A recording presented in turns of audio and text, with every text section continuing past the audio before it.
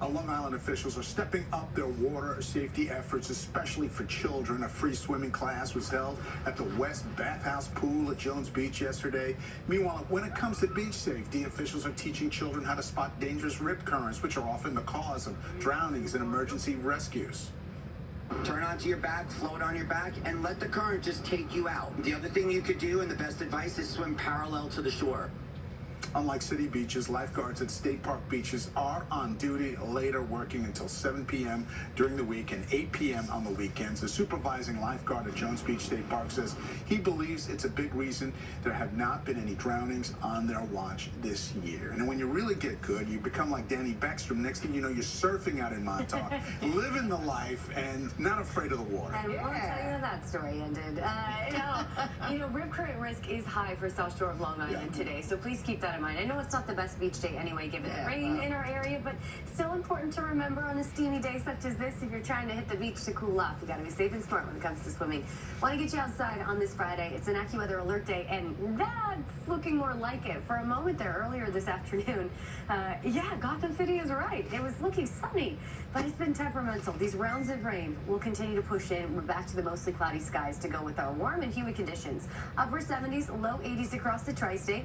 Temperature is kind of an afterthought on a day like this, but I want to show you dew point because it lets you know just how much moisture we have to work with. Watch these numbers climb throughout the day. We started in the 60s, now to the 70s, so unfortunately back to that oppressive humidity, and we continue to see rounds of rain push in from the south as our wind also shifts out of the south, bringing in that humidity. Flood watch in effect for the majority of the area. There's your rip current risk, South Shore of Long Island. A waterlogged flood warning because this was just issued not too long ago for parts of Ocean County. This area has seen the most consistent rain and the heaviest rain so far today. It was expected. This is where we saw the rain push in the earliest, but it hasn't let up a whole lot for Ocean County. From Little Lake Harbor to Stafford up through Toms River into portions of Long Branch, even as far north as Long Branch, we've seen fairly steady rain with the pockets of these downpours. So it's no surprise that, some flooding issues definitely ongoing there. We'll have the minor street flooding, poor drainage flooding. That's all in the realm of possibility. Heading into central and north Jersey, also seeing scattered showers. It looks like in Morris County, Rockaway, seeing some light rain. Bedminster finally starting to dry out a little bit. New Brunswick seeing some drizzle over through Middletown in Monmouth County. Also looking near Point Lookout, near Lido Beach, Gilgo Beach, Long Beach, all seeing a little bit of rain. We have this downpour here in Nassau County. Over through Brookhaven, Center Reach, Smithtown, all seeing rain. So the scattered showers continue with this stationary front just hanging out. This is tapping into some tropical moisture. So when you have that constant moisture source, yes, the rounds of heavy rain can be expected. It's exactly what we expect today. So not constant rain for everyone, rather off and on through the remainder of your Friday afternoon into your Friday evening. When it's not raining, mostly cloudy, warm, and very humid with those scattered showers. And remember, we got a lot of moisture to work with, so any of these showers and isolated thunderstorms that develop can drop the heavy rain that leads to flooding. That's the reason for the AccuWeather alert. This continues overnight, continues into your Saturday with rounds of rain off and on through the afternoon into late afternoon, and then finally tomorrow evening and Saturday night we start to dry out.